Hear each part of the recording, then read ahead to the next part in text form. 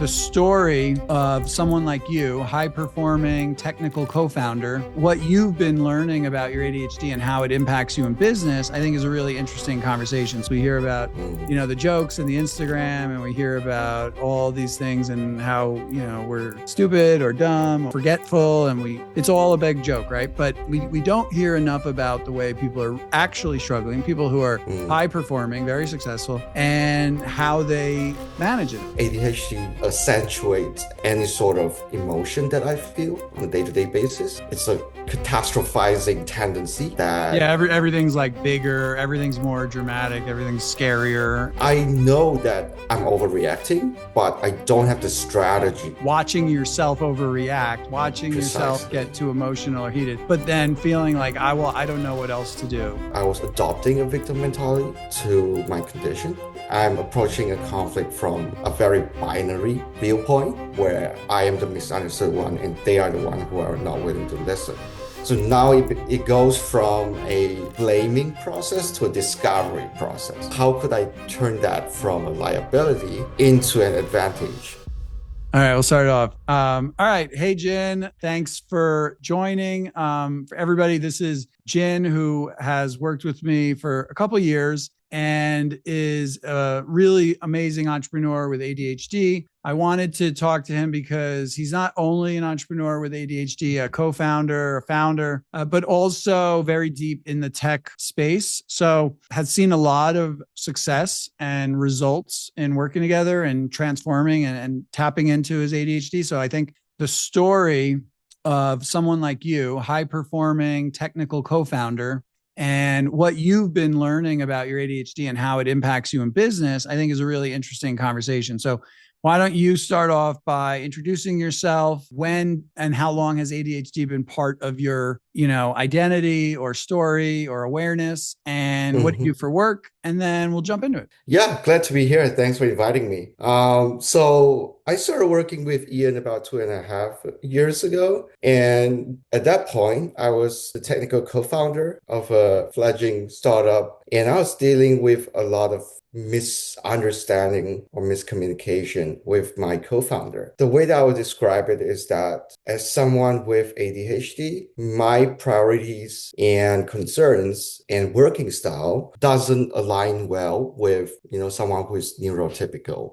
And because of that, when I started working with Ian, a lot of my initial request to him is how can I improve collaboration dynamics? And to kind of, give more context to my background, through Ian's coaching, I was able to learn a lot more about myself, the nature of ADHD, and, go through a year of self-discovery where, after leaving my previous startup, I experimented with different jobs, throughout the whole process, paid attention to my strengths and weaknesses. And now I'm, starting another venture again, and I'm very excited to be here to, summarize my journey. Amazing.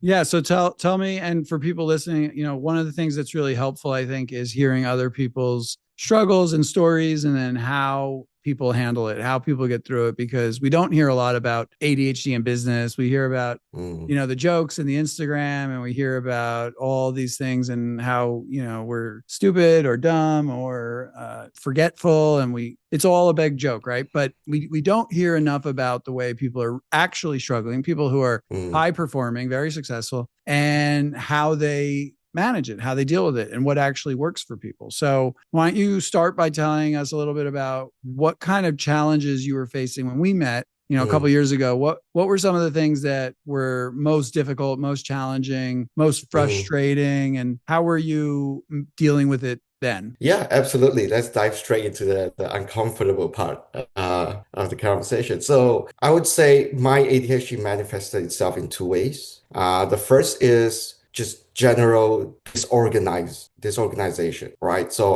I was working on a fintech startup, where, security is top of mind. And as a CTO, I'm basically wholly responsible for, vulnerabilities on our platform. And, it's the simple things like making sure that the passwords are tracked, making sure that we do regular, penetration testing on our platform. Those are the things that I struggled with, and it made me feel unequipped to take on the role. So that's the disorganization is definitely one, I would say, latent pain point of someone with ADHD in a startup space. The second aspect is, I think for me at least, ADHD accentuates any sort of emotion that I feel on a day-to-day basis. And so sometimes I would feel, really overwhelmed with concerns,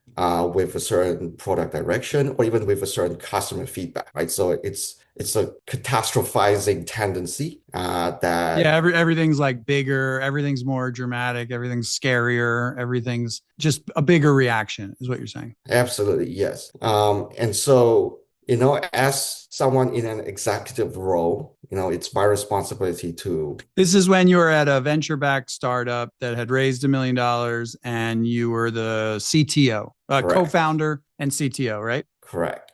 Okay. And, there were four engineers working with us and, people who were helping out on the business side as well. And, the fact that I was reacting so strongly to, negative feedback or pushbacks from clients does take away from my ability to steer the team through the storm, so to speak. So you're saying there's probably two aspects to it, right? One is the initial reaction or the way that things were being perceived. So the Hmm. way that you took things in and Hmm. it became upsetting or emotional, right? But then you're saying that the bigger impact was that would make you distracted or not able to focus, delegate, or manage the team as well, right? Is that what you're saying? Right, right. And to expand on the second point, there were times when my anxiety manifested in disharmony within the team. For instance, engineering discussions where I was maybe not as cordial as I could Mm. be. But throughout this whole process, and that's kind of the subjective experience of someone with ADHD. Throughout this process, I know that I'm overreacting, but I don't have the strategy So you're saying at that time you would recognize, you were aware, you knew you were overreacting. You felt like watching yourself overreact, watching yourself get precisely. too emotional or heated, but then feeling like I don't know what else to do, right? That's what you're saying? Precisely. That's like the time we met when you started to consider maybe I need some help or a coach or and then eventually other things, right? Right, right. So that's very much the motivation of starting the coaching. Well, which is interesting is like with ADHD, I think there's a lot of aspects to it. And I also deal with OCD, which, can overlap. So I think like with this world of ADHD, I think it's confusing because it's not the same thing for everyone. And, Mhm, you're highlighting some aspects that were, a deeper emotional reaction. And I think with ADHD, we don't consider as much the self-regulation, the emotional regulation, our mhm, ability. It's not just a focus thing. It's also we're not as equipped to modulate and control our nervous system. mhm, That's mhm, often why we struggle to focus because it's not just that we're distracted by something else interesting. It could also be that we're overwhelmed, we're frustrated, right? So there's this mhm, emotional regulation that we don't. And so what you're pointing out is maybe not something that typical ADHD or people who know about ADHD would think, okay, that sounds like more of an emotional thing, but they're all interconnected, right? So you're saying it would then cause a ripple effect where distracting you, making it harder to focus, harder to mhm. delegate, harder to, and then everything unravels. So then that's when you reached out to me and we started working together, right? So let's talk about some of the other things that we worked on or that you recognized were slowing you down or having an impact, and then what has worked for you, right? If somebody's listening to this and saying, okay, great, I have a lot of challenges, I have similar things, but what did you do? What works, right? Let's talk about some of that. Yeah, so we touched on the nervous system, and in the beginning of our coaching, a big part of what helped me was getting to know my nervous system and how it's attuned. Recognizing that, I have increased sensitivity to unexpected circumstances, unexpected events. I gradually started to develop a mindset, being aware, right? Being separate from my nervous system's reaction. And I think one phrase in particular that Ian used really highlighted my relationship with my nervous system, which is the victim mentality, right? So the way that I understood how victim mentality played out in the initial phase was that every time that, a frustration, a trigger comes up, my nervous system would shut down because it's overwhelmed, and I would be overcome by a sense of helplessness. Let's say in a meeting when I'm having a heated discussion with the engineers, I would feel as if I'm stuck in this pattern of overreacting and seeing the ripple effect on my team, and then seeing the loss of morale, and that repeating again and again and through weeks and months, and that pressure really builds on me, right? So the escape hatch really is recognizing that I was adopting a victim mentality to my condition and flipping the script. So rather than feeling a sense of disconnect with my coworkers, I started to embrace almost like a radical acceptance that our nervous systems are tuned differently. And from that perspective, more understanding and empathy is called for, not less, right? Yeah. So I So start, to summarize, yes. or to kind of extract some of what you're saying, you're if I understand correctly, the situation or the dynamic which a lot of us are in a lot of different contexts is some difference of opinions, right? That's what you're talking about. I, as Mhm. the leader of the engineering team and having several direct reports that I'm talking to, I maybe have one opinion or perspective. And when they would have a different opinion or perspective, it would create a visceral emotional reaction in you that was quite overwhelming and quite difficult to handle and think clearly. Yes. And that was kind of an ongoing challenge, and that would get you maybe flustered, frustrated, and that's when you said the term, was it not a lack of control? What were you saying? Helplessness, right? Helplessness. Yeah. And what was the feeling of helplessness? What was that about? I think the phrase that you used, "a lack of control," really captures it, right? Right. Like you have this clear, thought out opinion. Mm-hmm. They're saying something else, and you don't feel like you have the skills or ability to explain your side, and they're not getting your side, and you're stuck, Yes, right? right. It's that Like disconnect. I can't communicate my thoughts well enough. I Mm-hmm. can't, convince them or Mm-hmm. enlist them, or but without doing that, they're not going to change their opinion. So there's this awkward feeling of helpless, stuck feeling, right? That's that moment, right? Mm-hmm. Mm-hmm. Yeah, and so to build on top of that, what I did effectively was letting go of control, right? So Well, how in did you do that though? So let's talk about that. Like people, yes. the situation we're describing is probably something we all deal with. I deal with it all the time. And how did you let go of control in that moment? Like what Mm-hmm. worked for you, and what are you doing today that may be a strategy other people could try? Mm-hmm. So I could actually give you the contrast with similar situations that would happen now in my startup, Mm. with my coworker, and how So, I so approach it since you were in differently. that co-founder relationship with a venture-backed startup running a team, you have since left, started your own company now Yes. as the solo founder, Solo founder, and I'm working with a collaborator at the moment. Yes. and hiring or Yes. delegating to people. Yeah. And you're saying the current situation is dramatically different. And that's It's what you're about to explain, right? correct. Okay. Yeah. Tell us how that's now different and what you're Right. applying and what strategies are working. Right. So what I started doing is recognizing that how I see others probably is the same as how others see me. In the sense that if we are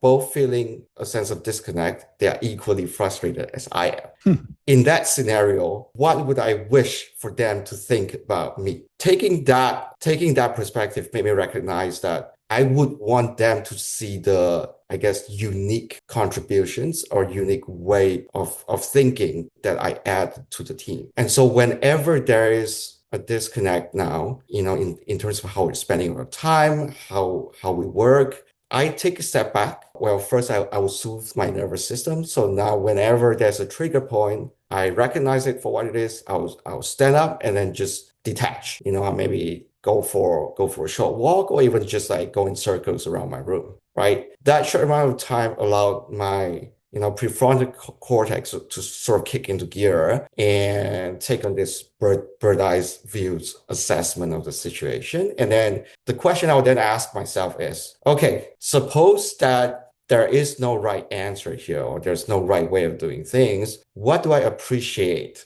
about the other side? What is one thing that they are doing that's unique to them, and how can I encourage them to do more of what's good rather than focusing on what's bad? Mm-hmm. And so that utilize at least for me the same thinking process rather than catastrophizing a bad situation. Now I'm using it to magnify a good Yeah, and situation. so what's helped you? So I know we've worked together a while, and you can talk about what in our work has been most helpful, because the contrast and the difference between what you were doing and how Mm, difficult and frustrating and not effective or successful it is, and the mhm, pain of that is really pretty clear. And what you're doing now sounds like somewhat obvious. To most people, be like, well, yeah, that would be better, mm, right? And I think that's where we fall into the trap, like going from what you are doing, which you mm. know is not working, to what seems obvious Yeah. is the hardest thing in the world, right? Like, I know if I'm trying to get Yeah. in shape, eat less, go to the gym. Obvious. The answer is so obvious. It's not like I have to go find, but getting myself to do it every day, figuring out how to stick to it, that's sometimes like impossible, right? So Mm, what has helped you go from this, 30, 25 years of being a certain way, reacting a certain mm. way, to now doing it differently and seeing the results, right? That's the Yeah. piece that people want to figure out. Yeah. I mean, the saying goes like bad habits die hard. It did take me a while to shift my habits, but before habits could change, your mindset first need to change, right? This ties back to, the victim mentality that I talked about. The crux of the issue is that I was approaching a conflict from the wrong frame, Mm. right? I'm approaching a conflict from a very binary viewpoint where, I am the misunderstood one and they are the one who are not willing to listen, right? As soon as I started, under, Ian's advice, adopt a more relativistic way of looking at things. So maybe there's no right way of doing things. Maybe we're both unique in our own ways. That allowed me to start experimenting, right? So now it goes from a blaming process to a discovery process. So what I started doing, in the jobs in between my two ventures is that every now and then when a conflict comes up, I would just take a step back and do the opposite of what I would usually do, right? If someone is, being or seeming unreasonable, I would sometimes agree or concede or even build up their perspective. And what I've discovered is that oftentimes like goodwill or good faith attempts are reciprocated. And it was that mindset shift that allowed me to be willing to do that in the first place. But it's that experimentation and the willingness to step outside of my comfort zone and sometimes be less defensive, let my guards down, that over time build up a tolerance for acknowledging that, maybe I'm not the right person, maybe I'm the wrong, the one to blame in the room. So yeah, The right person, meaning like the one who's correct, the one right? who's There, correct. there Yeah. was like a very rigid holding on to being correct, which Yeah. actually was the tip of the iceberg on some much deeper stuff. So the the desire, the need, the pressure, the amount of weight you put on being correct or right made it like almost Mm, impossible to listen to someone else, because mm, if you listened and changed your opinion, that would mm, mean you were not right. hmm. And there was And something like deep in that. And we also kind of address some of that stuff. And I think a lot of people don't recognize how deep some of this stuff goes. yeah. And they're just trying to, like we said, if somebody just said, "Oh, I'm having an emotional reaction and I'm being, reactive and I'm not listening to others," and we Hmm. said, "Oh, just think of it from their perspective and be more accommodating," right? Right.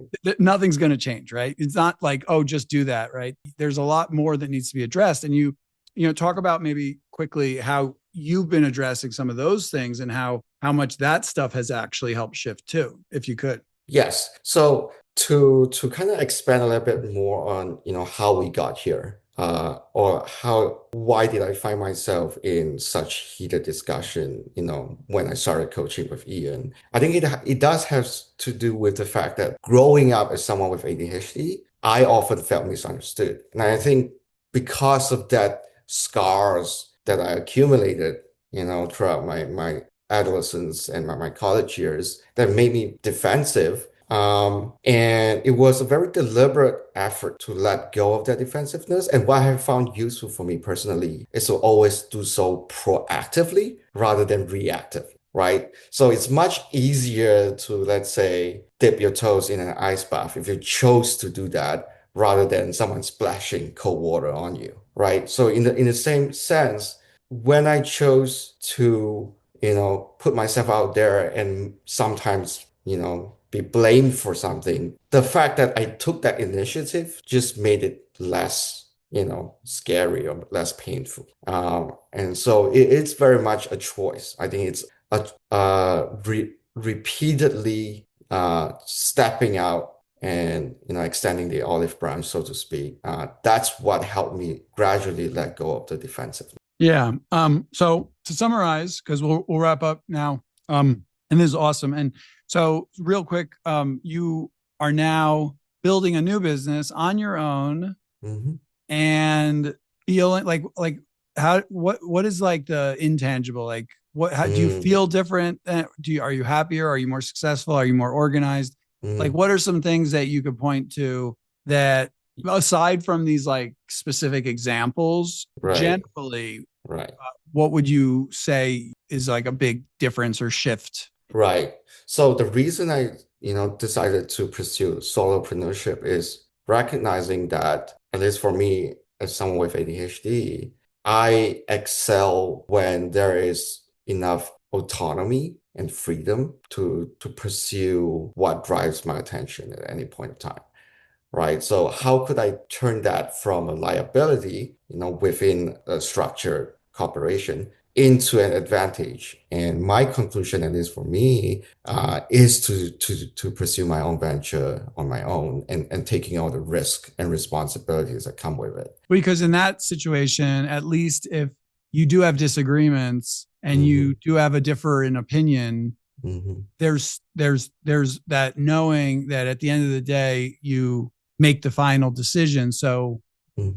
you can be more open to different ideas and opinions, and you don't have to be put in a situation where you have to comply with certain others if you don't agree with their approach. Yes, that's certainly one aspect. And yeah, and I would say like the other aspect to it is because I chose this, whatever, difficulty that comes up, I will be more prepared to deal with it, Oh, you so feel more like invested or ownership. It's not being put on you. It's you're creating this. Yeah. So precisely. so let me just summarize, because I feel like we've got some really good things. I think people listening or people that watch are going to be experiencing some amount of struggle, challenge, frustration. And I'm just going to summarize and add to this if you want. It sounds like one of the first things that started everything and that has been the most helpful that you continue to do is this idea of just building the awareness, stepping outside and looking at your own self objectively and saying, how am I performing and acting and what can I notice, right? And then the next step was, seeking some type of expert guidance, whether it's a coach, a consultant, a therapist, a psychiatrist, like who do I need to see or get help from that's going to address this, not sitting and waiting. And then the other part was the idea of changing the frame. So you had been operating for many years from a place of it's combative. It's I'm saying this, they're not listening, right? It's confrontational. And changing the frame means you're looking at it as I have these opinions, they have these opinions. We're both on the search for truth, or there's just a different perspective, just a different way of not just like handling it, but the way you set up that dynamic in the first place, right? And then the last one of the parts that jumped out is the experimentation. Like try stuff, be okay to try stuff, know that a lot of it's not going to work, but that's the way you gather data and iterate and find out what's working and then do more of it. The other last piece I'm just remembering is, with direct reports, focusing on some of the things that they are doing well and trying to motivate and incentivize them to do more of those things, focus less on the negatives, right? Exactly. Yeah. Does that sum it up? It does. It does. And I'm very grateful to have gone through this journey with Ian. Thank you for bringing me along. Yeah. So anything real quick, like if somebody's considering coaching, they're like, oh, I don't know if it's for me, or I'm not in that situation, or I don't know what I need help with. Like, is there anything you would say that, but what you maybe thought before we worked together, what you think after, or things that, somebody might be helpful if somebody's making a decision whether or not to work with a coach? How would you think about it now? Yeah. So I've gone from someone who is very, almost like secluded or avoiding taking help from anyone to someone who now has coaches across different aspects of my life. And I think as someone with ADHD, the first thing you got to recognize is that the way that, many institutions or rules, social mores are set up is not really geared for you. And so you got to step outside and find your tribe, so to speak. You find your mentors. So I would highly encourage someone who is dealing with this, frustration to take the initiative to reach out for help. I love it. All right. Well, awesome. Good to have you. And Yes. thanks for being on. Absolutely. My pleasure. Thank you. All right.